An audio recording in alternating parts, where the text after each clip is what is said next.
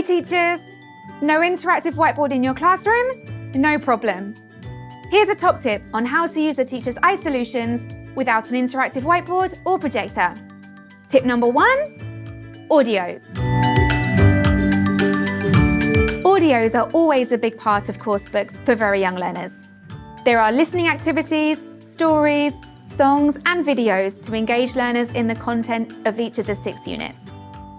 On the Teacher's Eye solutions, all of these audios are organised into their units and are handily located next to their corresponding activity. In class, always have your computer open on the correct page and you'll be able to find the audio track quickly and easily. Most importantly, you won't waste time searching for the correct audio track and your transitions between activities are going to be much smoother with fewer opportunities for disruptions. All you need are a set of speakers and a laptop or tablet.